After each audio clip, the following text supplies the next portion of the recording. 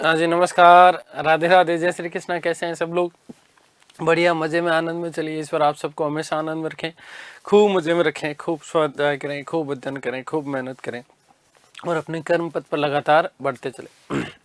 चलिए, हम बात कर रहे थे राष्ट्रीय आंदोलन की और इसी क्रम में, इसी कड़ी में हमने पिछली जो हमारी कक्षा थी उसमें असहयोग आंदोलन की बात की। किस प्रकार से गांधी जी ने अचानक इस असहयोग आंदोलन को समाप्त कर दिया और ये असहयोग आंदोलन समाप्त करने का निर्णय देश भर के ऊपर जो है बहुत बड़ा आघात था एक तरीके से।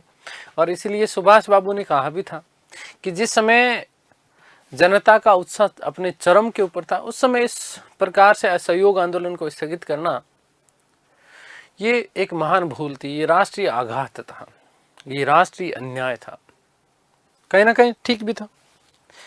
तो इस असहयोग आंदोलन को अचानक से स्थगित किए जाने के बाद में कांग्रेस पार्टी में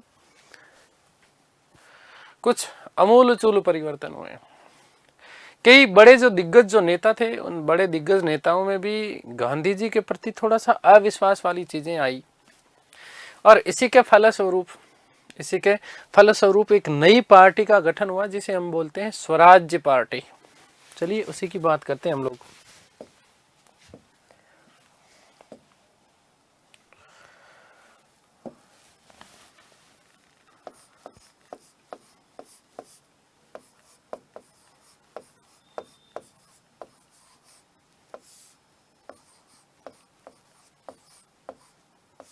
देखिएगा,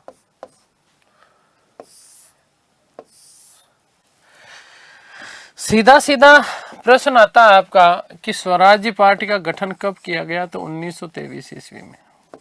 1923 ईस्वी में स्वराज्य पार्टी की घोषणा की गई थी 31/12/1922 को। 31/12/1922 को, जबकि मार्च 1923 में ये अपने अस्तित्व में आ जाती है। एक तो कुछ थोड़ी सी पीछे की कहानी को सुनो। देखो, कांग्रेस ने 1919 के भारतीय शासन अधिनियम द्वारा स्थापित 1919 के अधिनियम में विशेष रूप से प्रांतों में द्वैध शासन की स्थापना की गई थी और यहीं से केंद्रीय और विधानमंडल, केंद्रीय और प्रांतीय विधानमंडल जो थे, इनके 1920 ईस्वी में चुनाव कराए गए और इन चुनावों का बहिष्कार किया गया था कांग्रेस पार्टी के द्वारा। वहीं पर कांग्रेस के संस्थापक सदस्यों में शामिल प्रथम अध्यक्ष सुरेंद्रनाथ बनर्जी। इस सुरेंद्रनाथ बनर्जी के नेतृत्व में एक अलग पार्टी बनी थी, नेशनल लिबरल फेडरेशन। इस नेशनल लिबरल फेडरेशन ने 1920 के चुनाव में भाग लिया था।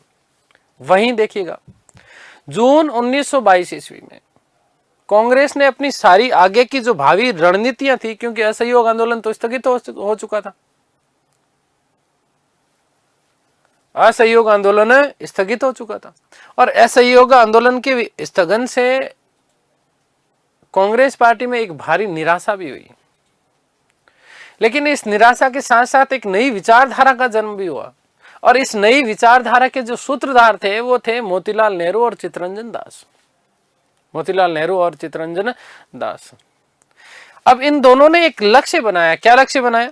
इन दोनों ने ये लक्ष्य बनाया कि विधानमंडलों में प्रवेश करेंगे और विधानमंडलों में प्रवेश करके उसके भीतर जो है ब्रिटिश सरकार की कार्यवाही को ठप करेंगे। और इसी प्रकार से हमारा जो राष्ट्रीय आंदोलन जो है, ये राष्ट्रीय आंदोलन हमारा जारी रहेगा। और इसी क्रम में जून 1922 ईस्वी में कांग्रेस ने आगे की अपनी रणनीतियों को तैयार करने के लिए सविनय अवज्ञा जांच समिति की स्थापना की। देखिएगा कि जून 1922 में, जून 1922 ईस्वी में कांग्रेस ने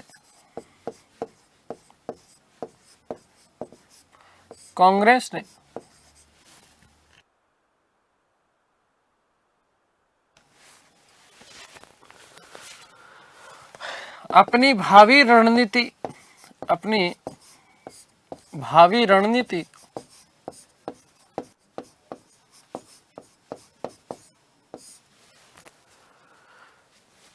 के लिए सविनय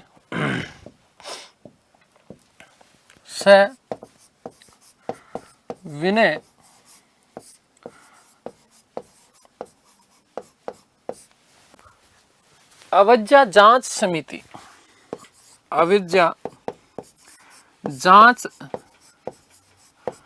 समिति की स्थापना की।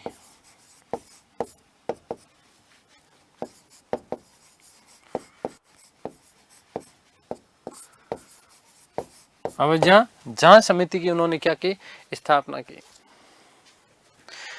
अब इस अवज्ञा जांच समिति की यदि हम बात करें तो ध्यान रखना कि सविनय अवज्ञा जांच समिति के जो अध्यक्ष थे वो अध्यक्ष थे हकीम अजमल खां, जबकि इसका जो प्रतिवेदन तैयार किया गया था वो प्रतिवेदन तैयार किया गया था मोतीलाल नेहरू के द्वारा। देखिएगा,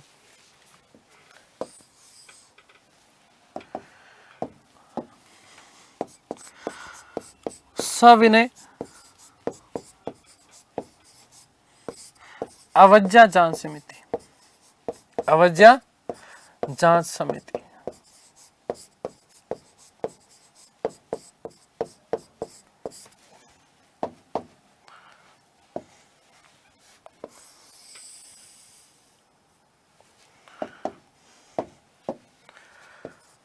बात करें इसके अध्यक्ष की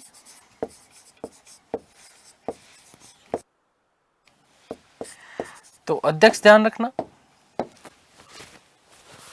हकीम अजमल खां,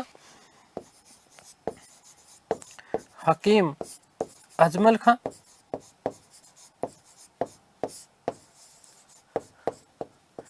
यदि बात करें इसके प्रतिवेदक की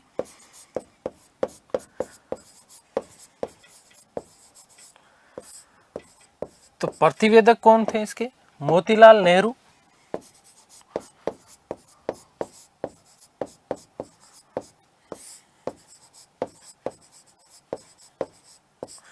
बात करें इसके अन्य अध्यक्ष अन्य सदस्यों की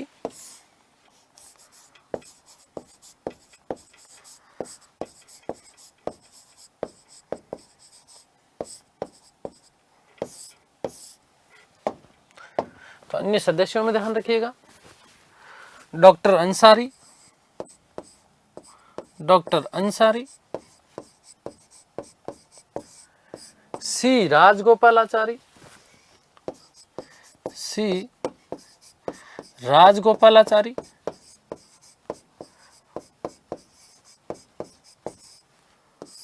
इसके अलावा हम बात करें तो विठल भाई पटेल,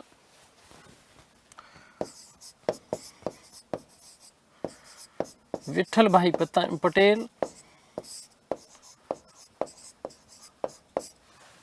और एक और सदस्य थे इसके कस्तूरी रंगा।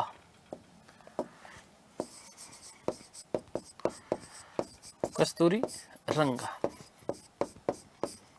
आ गई बात समझ में? अब सुनिएगा,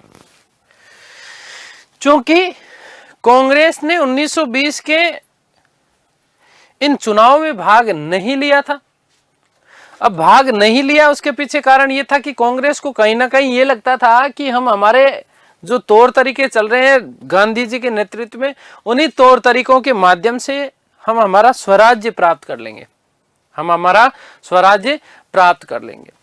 लेकिन अब उसी के तहत जब असहयोग आंदोलन प्रारंभ किया गया, मैंने आपको बताया कि असहयोग आंदोलन का प्रमुख जो मुख्य उद्देश्य क्या रखा गया कि ब्रिटिश सरकार के बाहर या भीतर, ब्रिटिश सरकार के बाहर या भीतर उन्हें हमारा जो है अपना स्वराज्य प्राप्त करना था।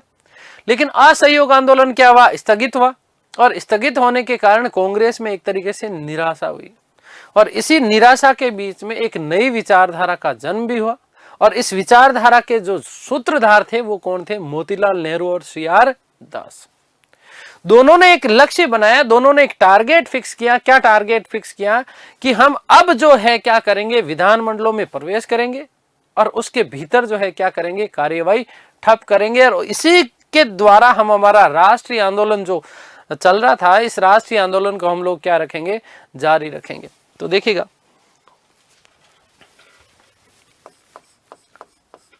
कि असहयोग आंदोलन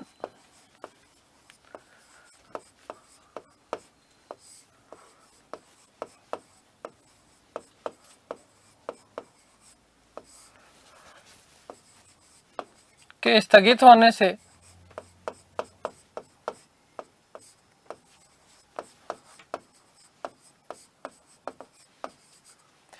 निराश कांग्रेस में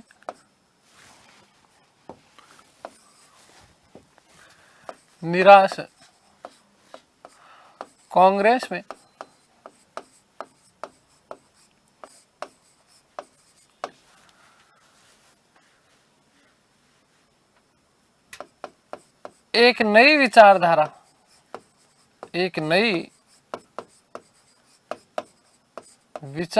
का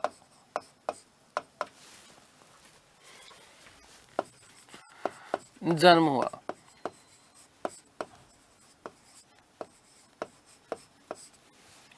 जिसके सूत्रधार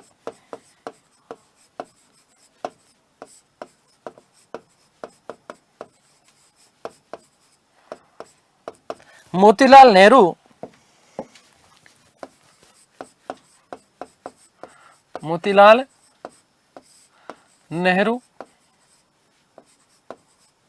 व CR दास थे।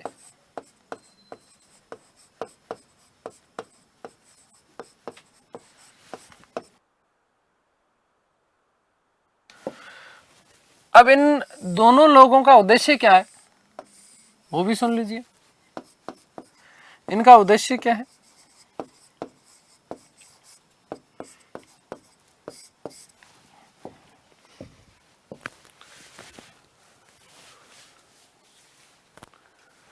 कि विधान मंडलों में प्रवेश करके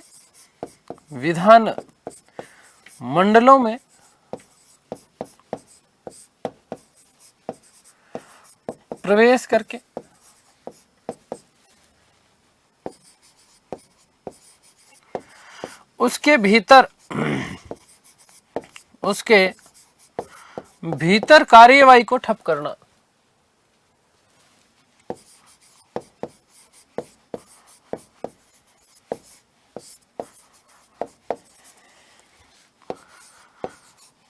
ठप करके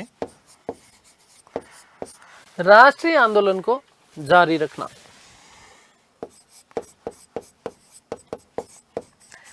राष्ट्रीय आंदोलन को जारी रखना।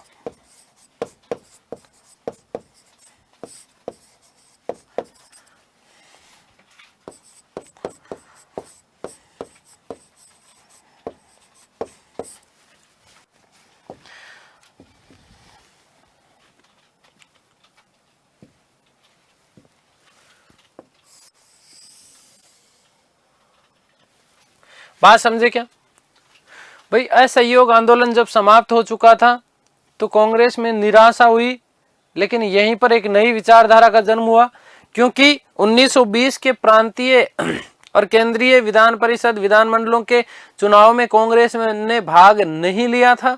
ठीक है, उन्होंने इस चुनावों का बहिष्कार किया था। वहीं फेडरेशन लिबरल ने इन चुनावों में भाग लिया, जिसके प्रेरणता कौन थे, कर्ता कौन थे? सुरेंद्रनाथ बनर्जी। ठीक है, तो अब क्योंकि गांधी के प्रभाव में कांग्रेस जो थे वो राष्ट्रीय आंदोलन चलाने के माध्यम से ही जो है, ठीक है ना, इन माध्यम से ही क्या करना चाह रहे थे? वो अपने जो है स्वराज्य प्राप्ति को प्राप्त करना चाहते थे। लेकिन असहयोग आंदोलन क्या हुआ? समाप्त हुआ। असहयोग आंदोलन क्या हुआ? समाप्त हुआ। तो इस स्थिति में क्या किया? मोतीलाल नेहरू और चित्तरंजन दास ने एक रणनीति बनाई। क्या रणनीति बनाई? कि अब हम विधान मंडलों में प्रवेश करेंगे और उसके भीतर जो ब्रिटिश सरकार की जो कार्यवाही है, वो इस कार्यवाही को हम क्या करेंगे? ठप करेंगे। अगली बात समझ में क्लियर है? तो इस प्रकार से यदि हम बात करें कि स्वराज्य पार्टी का जो मुख्य उद्देश्य था, वो मुख्य उद्देश्य क्या था? कि विधान मंडलों तक पहुंच करके 1919 के जो सुधार, नाम मात्र के सुधार किए थे, केवल दिखावटी जो सुधार थे, उन सुधारों का मूल जो था, उसका जो खोखलापन था, उस खोखलापन को वो उद्घाटित करना चाह रहे थे। ठीक है। अब उद्घाटित करने के लिए काम क्या करेंगे कि परिषद के सभी कामों में वो क्या डालेंगे, रुकावट डालेंगे, और रुकावट डालने के बाद में नौकरशाही को बेनकाब करेंगे और असहयोग को विधानमंडल तक पहुंचाना था। असहयोग को क्या करना चाह रहे थे, विधानमंडल को पहुंचाना चाह रहे थे। आगे बात समझ में क्लियर है। देखिएगा, यहीं पर हम बात करें तो 1922 के कांग्रेस का एक गया अधिवेशन हुआ। इस गया अधिवेशन में मोतीलाल नेहरू और चित्तरंजन दास ने चुनावों के माध्यम से विधानमंडलों में प्रवेश करने का प्रस्ताव रखा और जिसे कांग्रेस ने बहुमत से अस्वीकार कर दिया।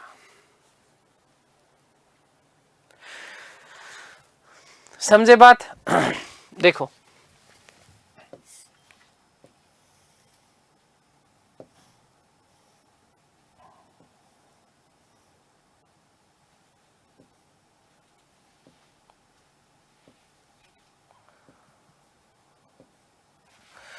इसी के फलस्वरूप हुआ क्या, क्योंकि इनका तो उद्देश्य यही है, नेहरू जी का, सी आर दास का, कि विधानमंडल में जैसे कैसे प्रवेश करना है, क्या करना है, विधानमंडलों में कैसे न कैसे हमें क्या करना है, प्रवेश करना है। इसीलिए उन्होंने 1922 के कांग्रेस के गया अधिवेशन में, ठीक है ना, देखिएगा कि 1922 ईस्वी के कांग्रेस के गया अधिवेशन में, कांग्रेस के गया, ठीक है, अधिवेशन में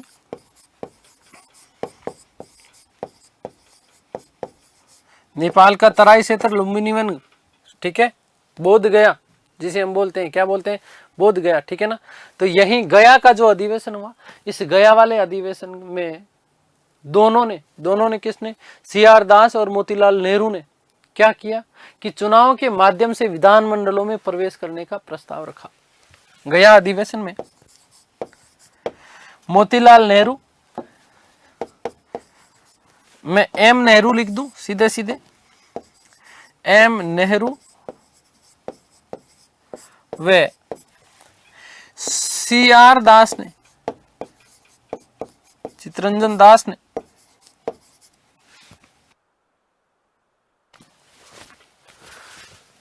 चुनावों के माध्यम से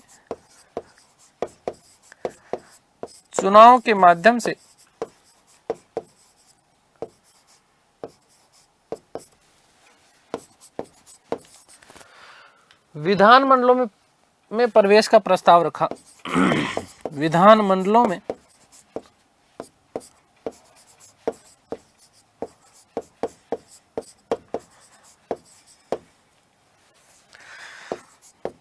प्रवेश का प्रस्ताव रखा।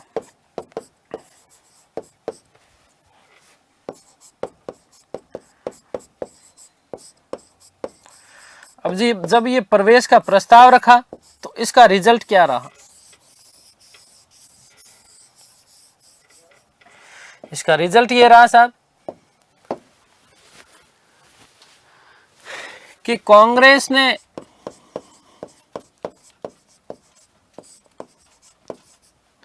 बहुमत के साथ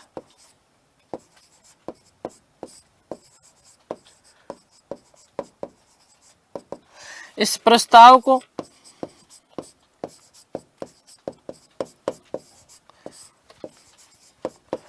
अस्वीकार कर दिया।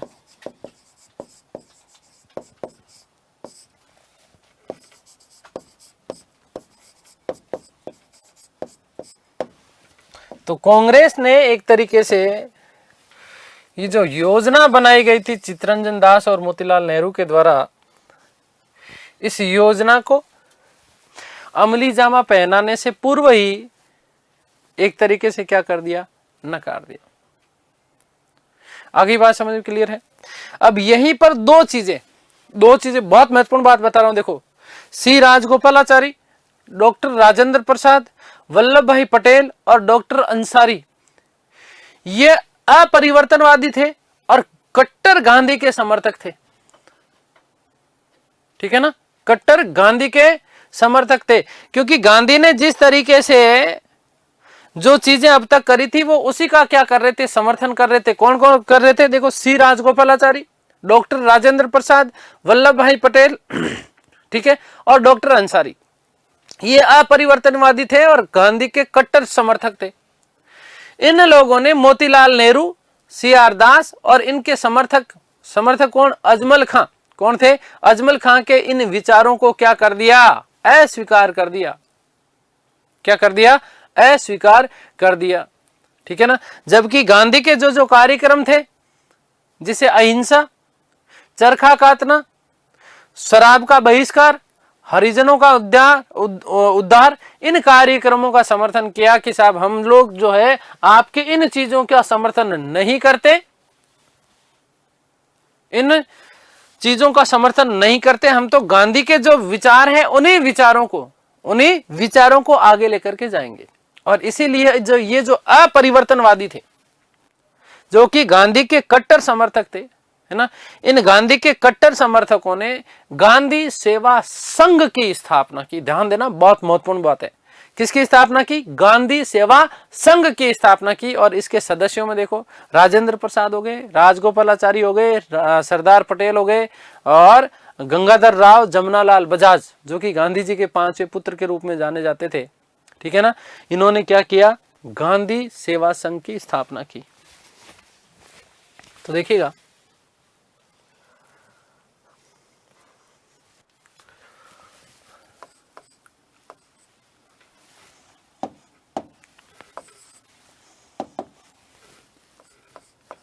कि गांधी के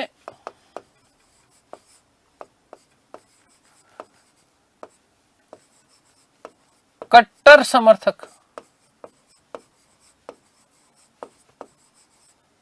जिन्हें क्या कहा गया, अपरिवर्तनवादी।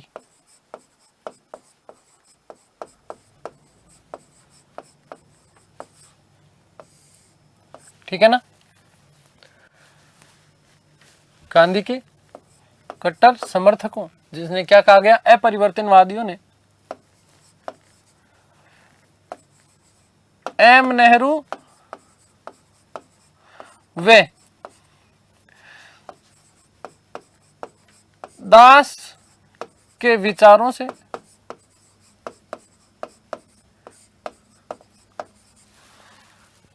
सहमत नहीं थे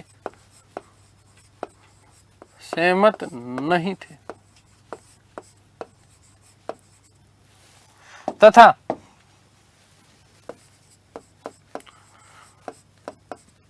ये लोग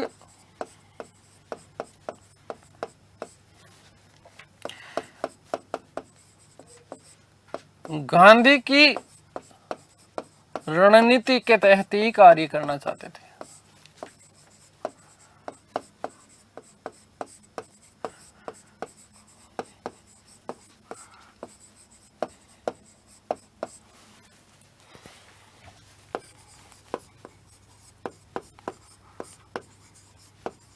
अतः इन्होंने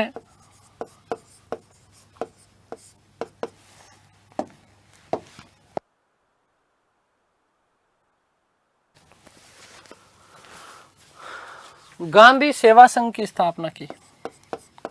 गांधी सेवा संघ की स्थापना की।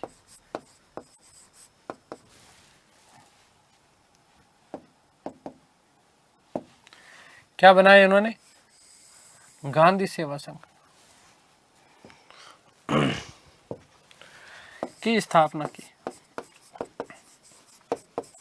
पूछा जा सकता है, ध्यान रखना, कि गांधी सेवा संघ के सदस्य कौन कौन थे।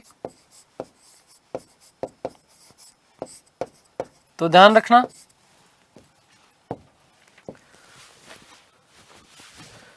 राजेंद्र प्रसाद।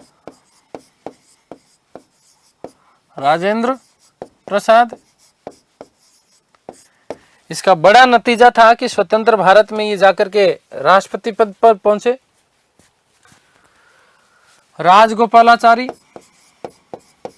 इसका बड़ा नतीजा ये था कि स्वतंत्र भारत के, ध्यान देना, ये गांधी के समर्थन का ही कारण है।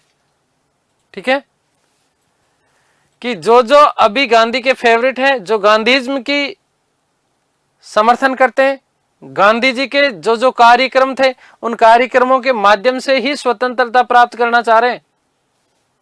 ठीक है, ये राजनीति है, ये समझना इस चीज को। राजेंद्र प्रसाद प्रथम राष्ट्रपति, सी राजगोपालाचारी स्वतंत्र भारत के प्रथम गवर्नर जनरल, सरदार वल्लभ भाई पटेल, सरदार वल्लभ भाई पटेल आपको पता है, ठीक है ना, एकीकरण का कार्य सौंपा गया, गृह मंत्री के पद पर पहुंचे। ठीक है, तो इस प्रकार से ये बड़ा इनको बड़ा फल मिला इनका आगे चल करके, समझ रहे हो। इसलिए तो गांधी ने कहा कि गांधी मर जाएगा परंतु गांधीवाद जिंदा रहेगा।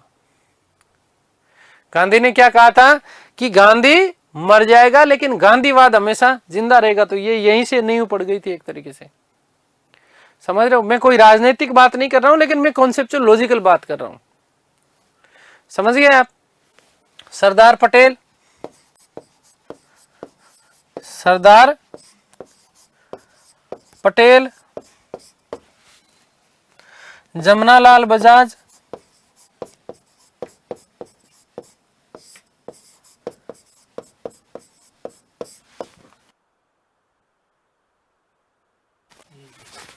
और गंगाधर राव,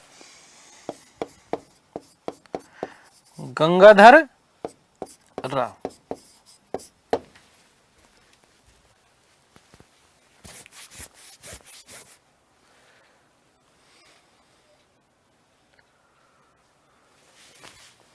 ठीक है, आगे बात समझ में क्लियर हो गई। अब इन्हीं अपरिवर्तनवादी लोगों ने क्या किया कि गांधी की विचारधारा को और ज्यादा फेमस बनाने के लिए संपूर्ण देश का दौरा किया, संपूर्ण देश का दौरा किया। और इन समस्त लोगों ने, अपरिवर्तनवादी लोगों ने, अब देखो अपरिवर्तनवादी जब जब शब्द बोलूं तो ध्यान रखना कि अपरिवर्तनवादी वही लोग थे जो गांधी के कट्टर समर्थक थे। जिनमें कौन कौन लोग शामिल थे? राजेंद्र प्रसाद, सी राजगोपालाचारी, सरदार पटेल, जमनालाल बजाज और गंगाधर राव, समझ गए। इन्हीं अपरिवर्तनवादियों ने संपूर्ण देश का दौरा किया और अप्रैल 1923 में सरदार पटेल और विठल भाई पटेल, सरदार पटेल और विठल भाई पटेल के नेतृत्व में अप्रैल 1923 में नागपुर में सत्याग्रह चलाया, जिसे झंडा सत्याग्रह कहा जाता है। वेरी मोस्ट इंपोर्टेंट प्रश्न बनता है कि झंडा सत्याग्रह किससे संबंधित था? तो अपरिवर्तनवादियों से संबंधित था। अपरिवर्तनवादी बोले तो कौन? अपरिवर्तनवादी बोले तो कौन? जो गांधी के कट्टर समर्थक थे। तो ध्यान देना, इन सदस्यों ने मिलकर के क्या किया? इन सदस्यों ने मिलकर के क्या किया? ध्यान देना कि इन्होंने सरदार पटेल और विठल भाई पटेल के नेतृत्व में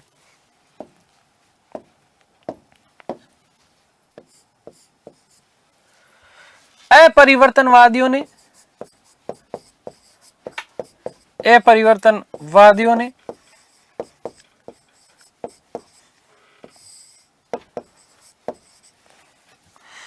गांधीवादी विचारधारा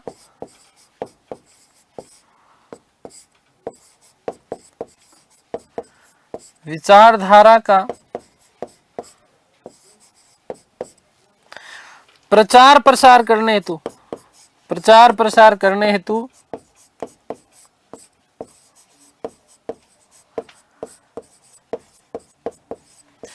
संपूर्ण देश का दौरा किया। संपूर्ण देश का दौरा किया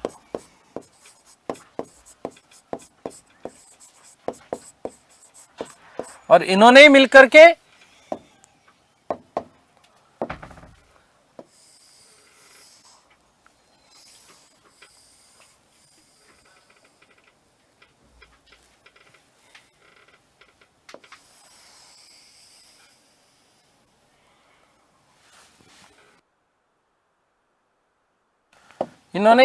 क्या किया है?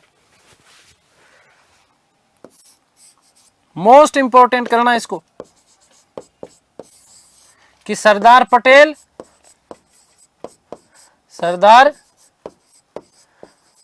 पटेल वे विठल भाई पटेल के नेतृत्व में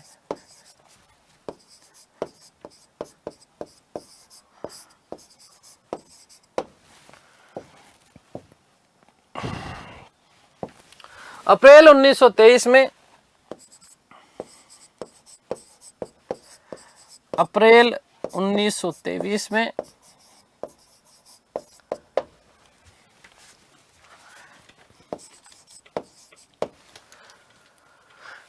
नागपुर में सत्याग्रह चलाया। नागपुर में सत्याग्रह चलाया।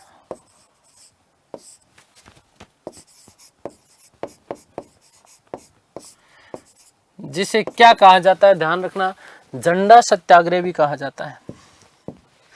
इसे क्या कहा जाता है? झंडा सत्याग्रह।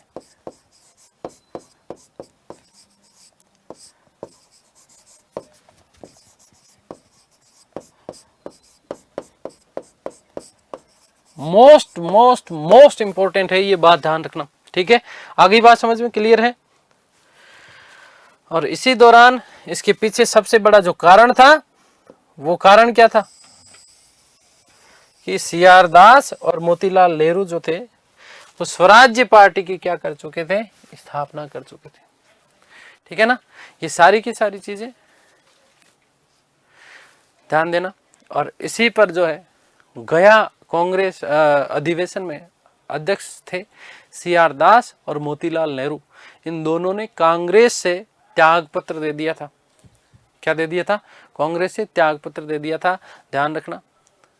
और 31 दिसंबर 1922 ईस्वी को स्वराज्य पार्टी के गठन की घोषणा की थी। नोट लगा के लिख रहा हूं।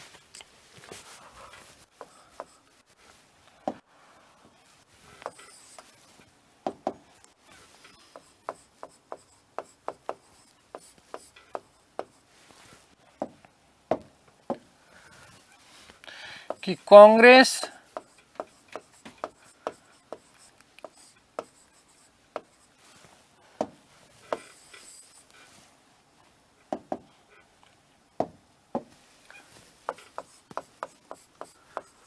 स्वराज्य पार्टी कैसे आई, है ना।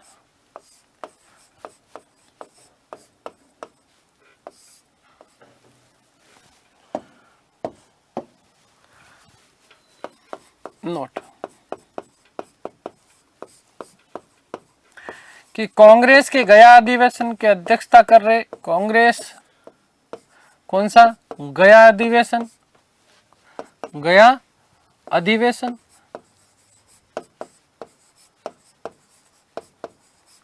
और इस गया अधिवेशन की वस्तुतः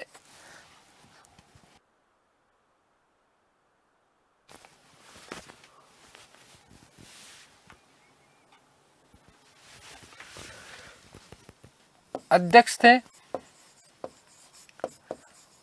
अध्यक्ष कौन थे?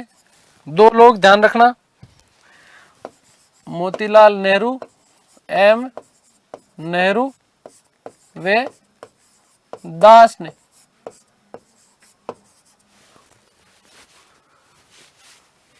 कांग्रेस से त्याग पत्र दे दिया। कांग्रेस से त्याग पत्र दिया, ठीक है। और स्वराज्य पार्टी की घोषणा कब की गई? तो ध्यान देना, 31 दिसंबर 31/12/1922 ईस्वी को।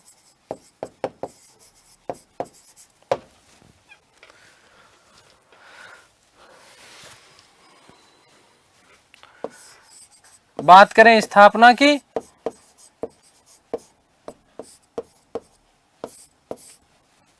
तो स्थापना कब हुई? ध्यान देना, 31 दिसंबर 1922 को स्वराज्य पार्टी के गठन की घोषणा की गई और मार्च 1923 में इलाहाबाद में, कहां पर?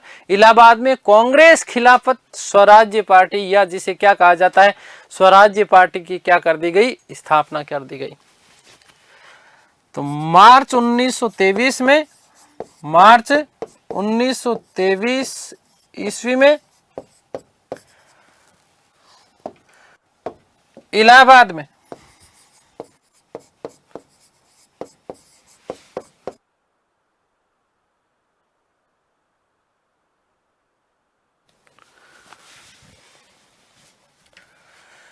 स्थापना कहां पर की गई है? इलाहाबाद में। और इसे क्या कह दिया जाता था? ध्यान देना, कांग्रेस खिलाफत स्वराज्य पार्टी, या जिसे हम क्या बोलते हैं? स्वराज्य पार्टी। तो यहीं पर लिख रहा हूं, कांग्रेस खिलाफत, कांग्रेस खिलाफत स्वराज्य पार्टी।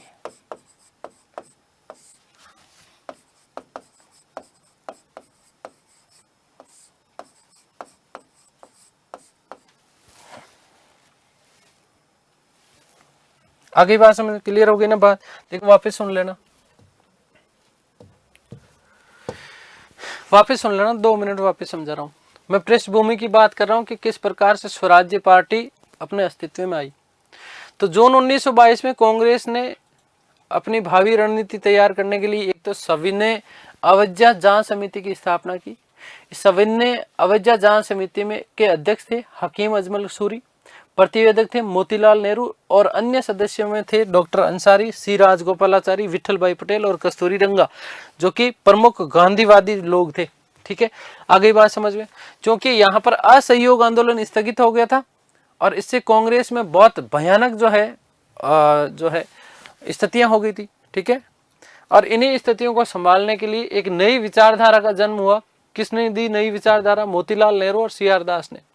इन्होंने कहा कि हमने 1919 का जो मोंटेग्यू चेम्सफोर्ड सुधार अधिनियम आया, जिसमें केंद्र और प्रांतीय विधानमंडल चुनाव का जो है प्रावधान था, प्रांतों में द्वैध शासन की स्थापना की गई थी, उस समय कांग्रेस ने इसका बहिष्कार किया था।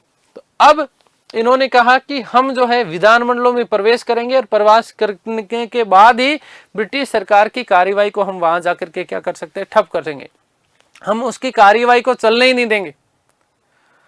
हम इसको कांग्रेस जो है कार्यवाही को चलने ही नहीं देंगे। तो चलेगा कैसे? उसका जो अंदर का खोखलापन है, जो बाहर यथार्थ में क्या बातें कही और अंदर क्या बातें हैं, उन समस्त चीजों को हम लोग क्या करेंगे? उजागर करेंगे। ये बात रखी थी। अब इस चीज का देखो विरोध किया किसने किया? मोतीलाल नेहरू और चित्तरंजन दास ने चुनाव के माध्यम से विधानमंडलों में प्रवेश करने का प्रस्ताव रखा था। कांग्रेस ने बहुमत के साथ इस प्रस्ताव को क्या कर दिया? अस्वीकार कर दिया। बात समझ में आ गई? उसके बाद में क्या हुआ? गांधी जी के कुछ जो है कट्टर प्रमुख समर्थक थे, वो चाहते थे कि गांधीवादी विचारधारा के माध्यम से ही राष्ट्रीय आंदोलन चलाया जाना चाहिए। आप जो विधानमंडलों में चुनाव के माध्यम से प्रवेश करके राष्ट्रीय आंदोलन को चलाने की बात कर रहे हो, ये सही नहीं है। गांधी जी का जो तरीका था, अहिंसा की नीति, हड़ताल करेंगे, उपवास करेंगे, चरखे के प्रयोग पर बल देंगे, मद्य निषेध करेंगे। ठीक है, तो इन चीजों के माध्यम से हम क्या करेंगे? आंदोलन को आगे चलाएंगे। ये बात चाहते थे कौन? गांधी के जो कट्टर समर्थक थे। कट्टर समर्थकों में कौन कौन है बेटा? देखो ध्यान देना, राजेंद्र प्रसाद, सी राजगोपालाचारी, सरदार पटेल, जमनालाल बजाज और गंगाधर राव। ठीक है ना, आगे बात समझ में क्लियर है। और इसीलिए इन्होंने क्या कर दिया? इन लोगों को हमने नाम दिया अपरिवर्तनवादी।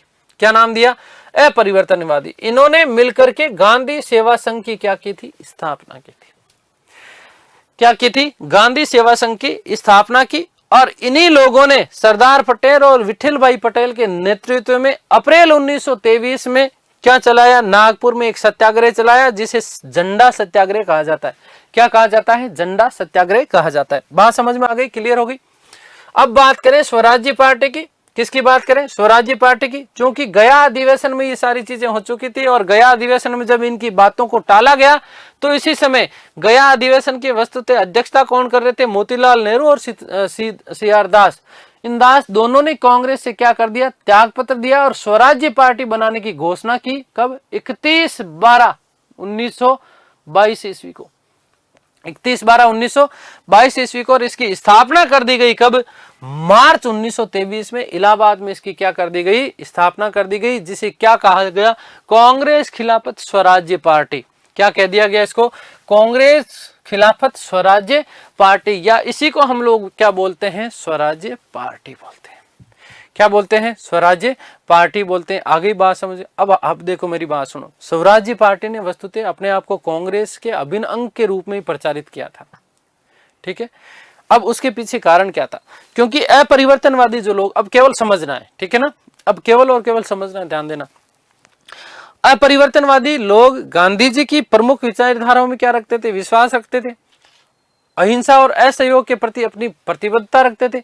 लेकिन अब यहां पर इसका मतलब ये नहीं है, अब ये भी जो लोग हैं जिन्होंने स्वराज्य पार्टी की स्थापना की, ये मोस्ट इंपोर्टेंट प्रश्न बनता है आपका, ध्यान देना।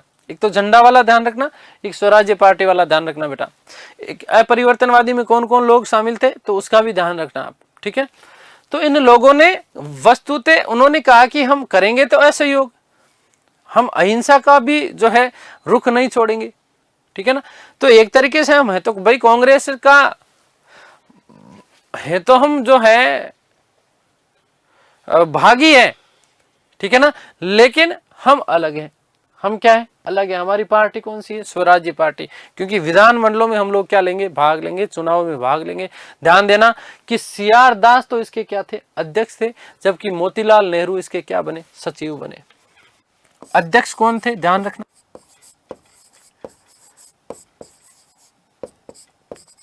सीआर दास, सीआर दास। जबकि ध्यान रखना सचिव कौन थे?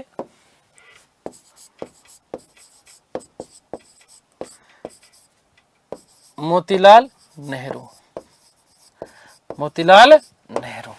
आ गई बात समझ में?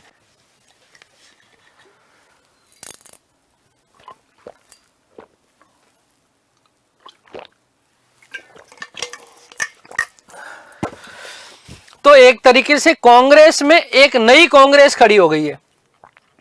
कांग्रेस में क्या हो गई है? कि नई कांग्रेस खड़ी हो गई है। अब इस नई कांग्रेस को खड़ी होने का मतलब यह था कि ये एक तरीके से कांग्रेस का विभाजन था।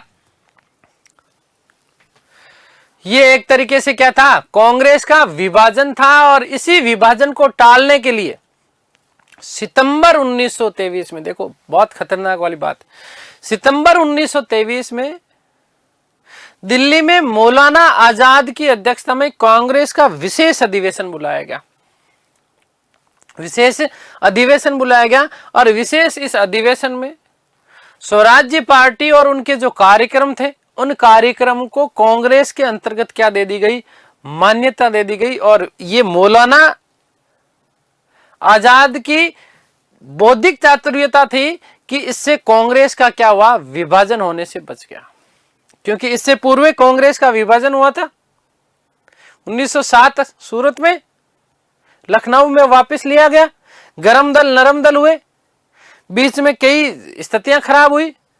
आगे बात समझ में? 1905 बंगाल विभाजन,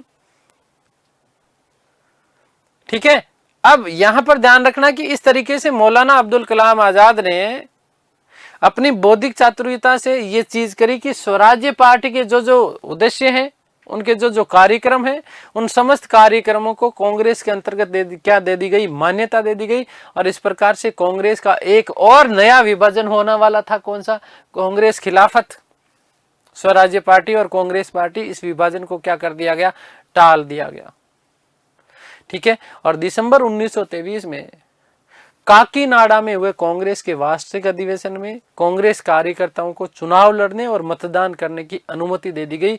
और इसलिए 1923-24 में जो है उन्होंने क्या लड़ा? यहां पर चुनाव लड़ा था। अब देखिएगा, विशेष नोट लगा रहा हूं, इंपॉर्टेंट नोट है ये।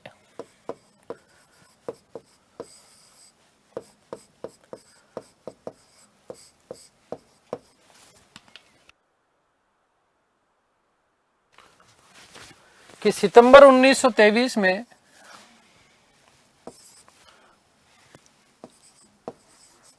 सितंबर 1923 ईस्वी 23 ईस्वी में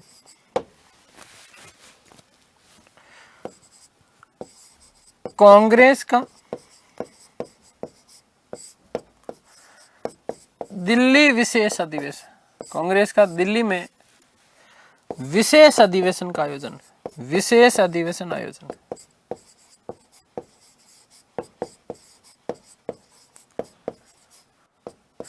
इस विशेष अधिवेशन की जो अध्यक्षता की गई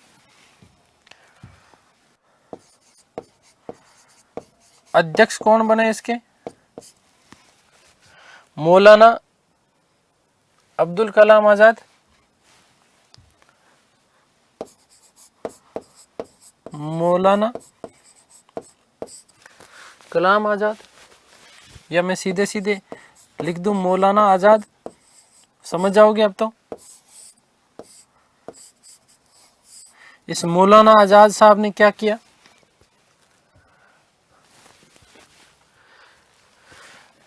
कि स्वराज्य पार्टी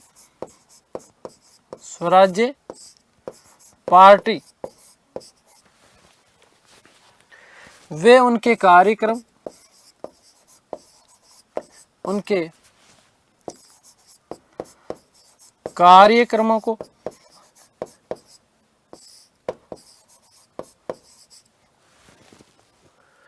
कांग्रेस के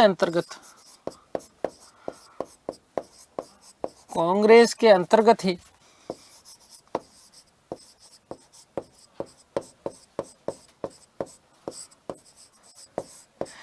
मान्यता प्रदान की।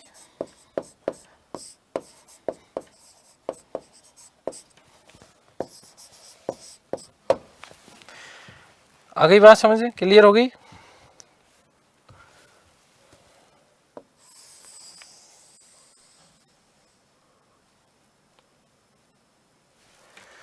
ये क्या कर देते हैं यहां पर, इसको मान्यता प्रदान कर दी इन्होंने।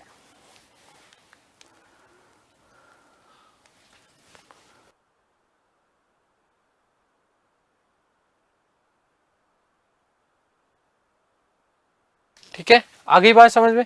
अब इस तरीके से, एक तरीके से विधानमंडल में जो स्वराज्य पार्टी चाहती थी वो सारी की सारी चीजें हो गई, तो कांग्रेस को विभाजन से बचा लिया गया। ठीक है, 6 नवंबर 1924 को, कब?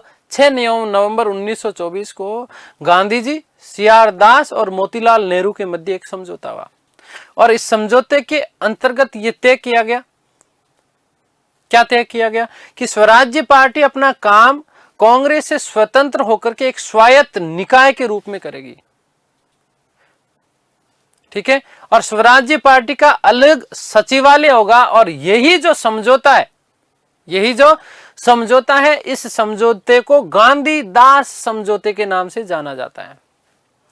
इसी समय आपको पता होना चाहिए कि 1924 ईस्वी में कांग्रेस का वार्षिक अधिवेशन हुआ बेलगांव कर्नाटक में, और इस वार्षिक बेलगांव कर्नाटक वाले अधिवेशन की अध्यक्षता करी थी किसने? गांधी ने। और गांधी ने इस गांधी दास समझौते की जो है क्या कर दी, उन्होंने पुष्टि कर दी कि ये हमारे बीच में क्या हुआ है, समझौता हुआ है।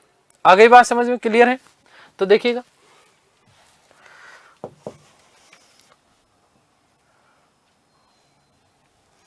गांधी दास समझौता,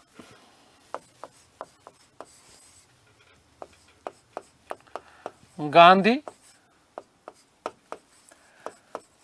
दास समझौता।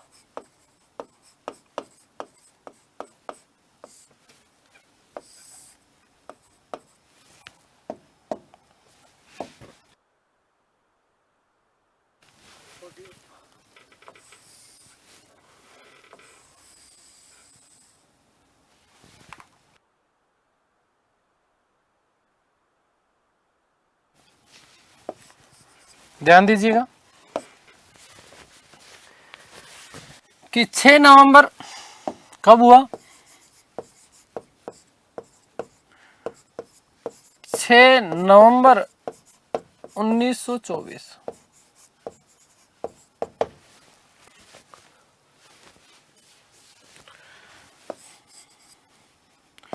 क्या था?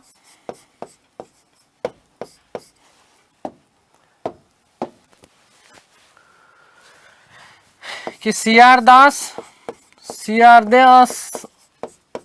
चित्तरंजन दास, मोतीलाल नेहरू, एम नेहरू, वे गांधी के मध्य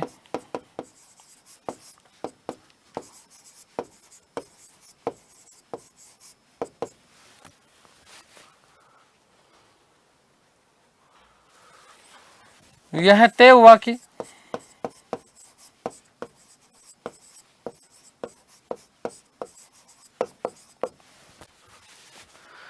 स्वराज्य पार्टी,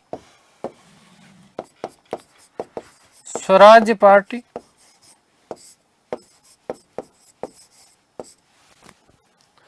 अपना काम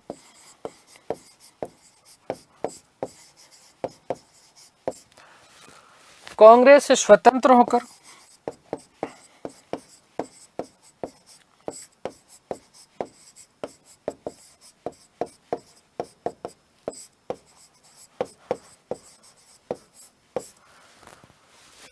एक स्वायत्त निकाय के रूप में, एक स्वायत्त निकाय के रूप में करेगी।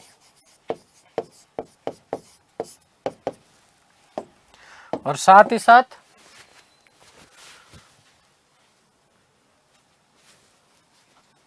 पार्टी का अलग से सचिवालय होगा, पार्टी का अलग सचिवालय होगा।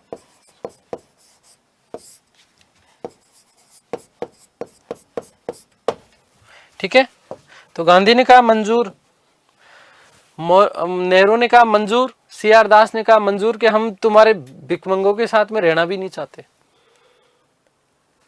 आगे बात समझ में क्लियर हो गई बात। अब इसी दौरान ये बीच का भीतर का समझौता है और इसी समझौते को क्या कहा जाता है? गांधी-दास समझौता।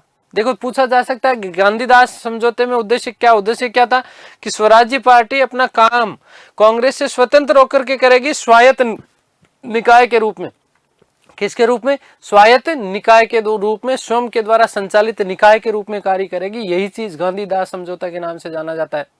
1924 में कांग्रेस का बेलगांव अधिवेशन हुआ दिसंबर में, ठीक है, और यहीं पर वार्षिक अधिवेशन में गांधी ने, क्योंकि गांधी इसकी अध्यक्षता कर रहे थे, तो गांधी ने इस गांधी-दास समझौते की क्या कर दी? पुष्टि कर दी। ध्यान रखना कि एकमात्र अधिवेशन था बेलगांव अधिवेशन 1924 का, ठीक है, जिसकी अध्यक्षता गांधी जी ने स्वयं की थी। ठीक है, तो कांग्रेस का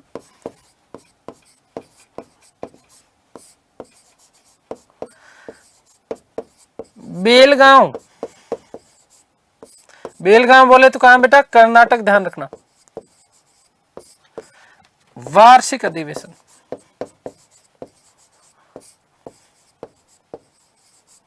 ये मोस्ट इंपोर्टेंट प्रश्न बनता है। ध्यान देना गांधी से कि गांधी जी ने कौन से एकमात्र कांग्रेस अधिवेशन की क्या की थी? अध्यक्षता की थी। मोस्ट इंपोर्टेंट प्रश्न बनता है।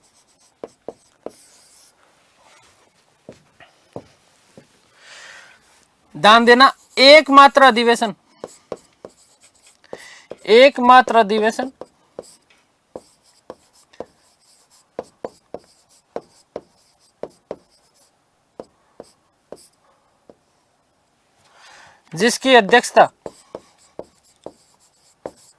जिसकी अध्यक्षता गांधी के द्वारा की गई।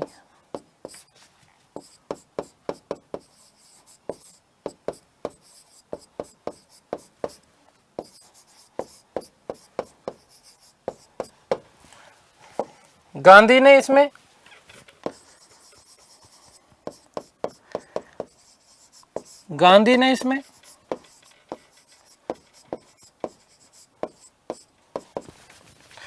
गांधी-दास समझौते की पुष्टि की।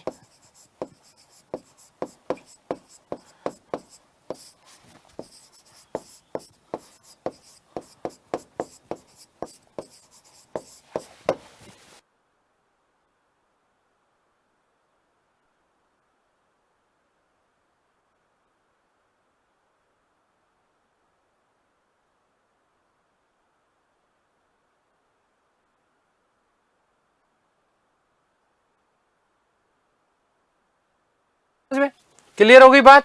तो यहां से अब क्या, क्योंकि अब स्वायत्त निकाय के रूप में आ गया है, ठीक है, आगे बात समझ। ये बात आप लोग ध्यान रखना ये बात कब की है? 1924 की है। दिसंबर वाले बेलगांव अधिवेशन में अध्यक्षता किसने की थी? गांधी। गांधी के द्वारा एकमात्र ऐसा अधिवेशन है जिसमें उनके द्वारा क्या की गई थी? अधिवेशन की अध्यक्षता की गई थी। ठीक है। 1923 के जो वस्तुतः चुनाव हुए थे, इनमें स्वराज्यों ने केंद्रीय विधानमंडल की 101 सीटों में से 42 सीटों में क्या की थी?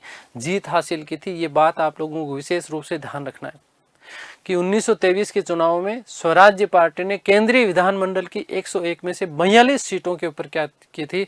विजय प्राप्त की थी। प्रांतीय विधानमंडल और मध्य प्रांत में स्वराज्य पार्टी को स्पष्ट बहुमत मिला। बंगाल में सबसे बड़े दल के रूप में उभरे और बंबई और उत्तर प्रदेश में संतोषजनक सफलता मिली थी। स्वराज्य पार्टी को मद्रास और पंजाब में जो है आशानुरूप सफलता प्राप्त नहीं हो पाई थी। चलिए कुछ बातें मैं कर लेता हूं। अन्य महत्वपूर्ण तथ्य, अन्य महत्वपूर्ण तथ्य,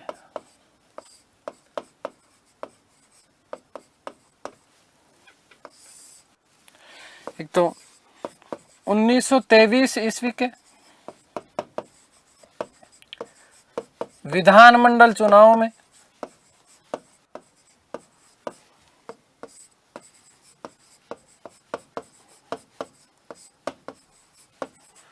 स्वराज्य पार्टी को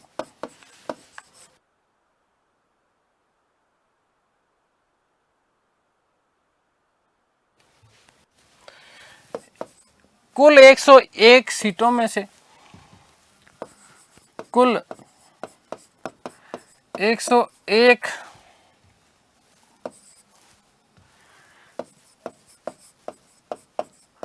सीटों में से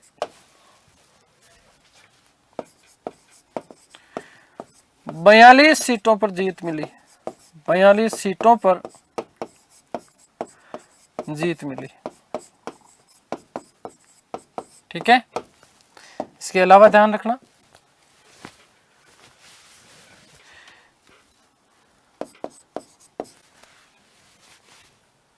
कि केंद्रीय विधानमंडल की बात है बेटा ना, केंद्रीय विधानमंडल,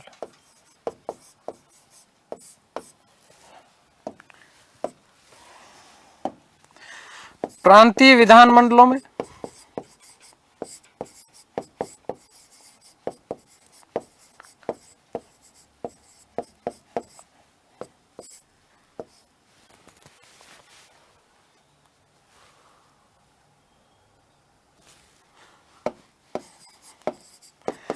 मध्य प्रांत में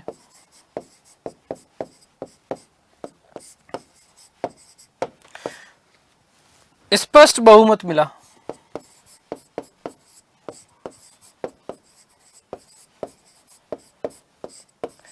स्पष्ट बहुमत मिला।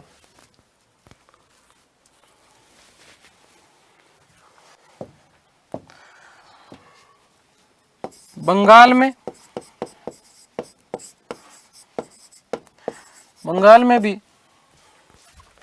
सबसे बड़े दल के रूप में उभरे।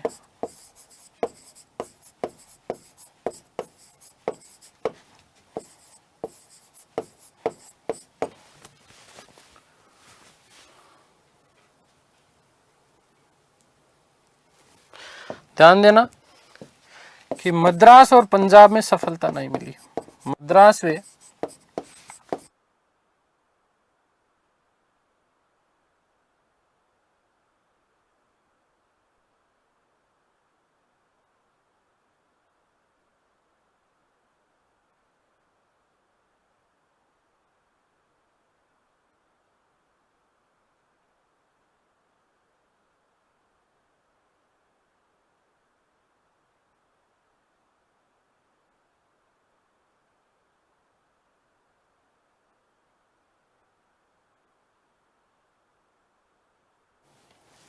ठीक है। आगे बात समझिए।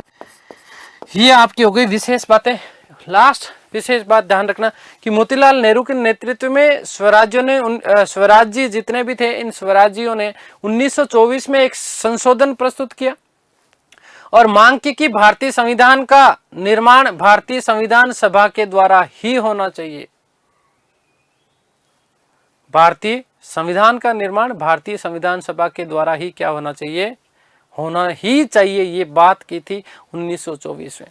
ठीक है, तो ध्यान दीजिएगा, इंपॉर्टेंट नोट बनता है ये आपका कि मोतीलाल एम नेहरू की अध्यक्षता में, एम नेहरू की अध्यक्षता में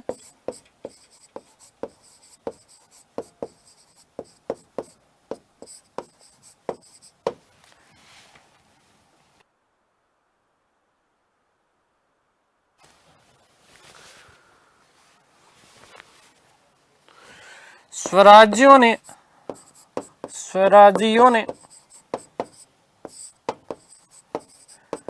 1924 ईस्वी में 1924 ईस्वी में संशोधन प्रस्तुत किया।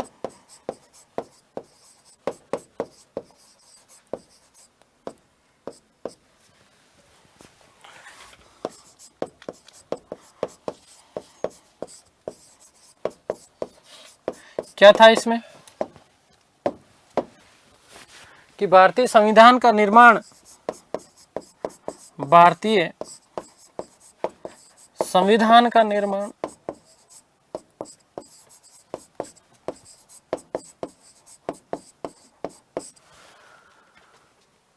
भारतीय संविधान सभा के द्वारा ही होना चाहिए। भारतीय संविधान सभा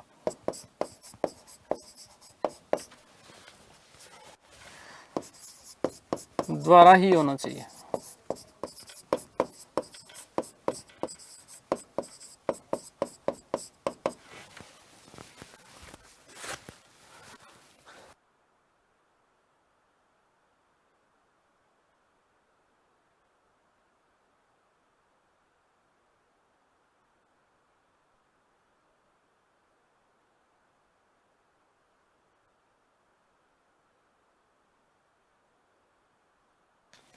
ठीक है, तो ये हमने बात कर ली किसकी, स्वराज्य पार्टी की। अंतिम बात याद रखना कि जून 1925 ईस्वी में चित्तरंजन दास की मृत्यु हो गई और मृत्यु के साथ ही स्वराज्य पार्टी एक तरीके से क्या हो गई थी, समाप्त हो गई थी।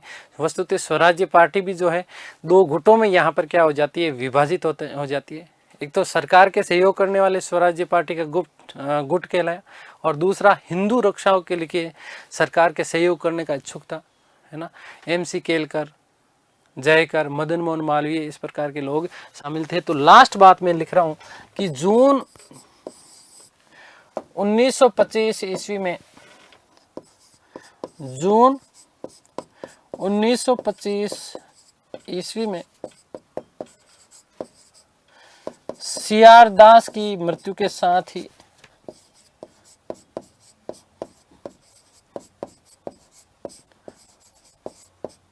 कि क्या होगी, मृत्यु हो गई और स्वराज्य पार्टी का अंत हो गया। स्वराज्य पार्टी का क्या हो गया, अंत हो गया। ठीक है, तो ये बात हमने कर ली स्वराज्य पार्टी की, बहुत डिटेल के साथ में आप लोगों को पढ़ाया। इससे बाहर आपका कोई प्रश्न जाएगा नहीं, उम्मीद करता हूँ। अगली जो हमारी क्लास होगी उसमें हम बात करेंगे साइमन कमीशन की, साथ ही साथ नेहरू रिपोर्ट की बात करेंगे, जिन्ना का जिन भी फैलाएंगे, फिर हम गोलमेज सम्मेलनों की तरफ बढ़ेंगे। ठीक है, तो धीरे धीरे 4 से 5 क्लास आपकी और, ठीक है ना। और उसी के साथ ये राष्ट्रीय आंदोलन वाला ये जो पार्ट है ये आपका हो जाएगा समाप्त। चलिए, उम्मीद करता हूँ सारी चीज़ें आप लोगों को समझ में आई होगी। ईश्वर से प्रार्थना करता हूँ कि आप सब स्वस्थ रहें, मस्त रहें, तंदुरुस्त, आह्लादित और प्रसन्नचित रहें। इस सृष्टि की संपूर्ण खुशियाँ आपको और आपके परिवार को मिले। मिलते हैं हमारी अगली कक्षा में, तब तक के लिए सभी को धन्यवाद, नमस्कार, थैंक यू सो मच।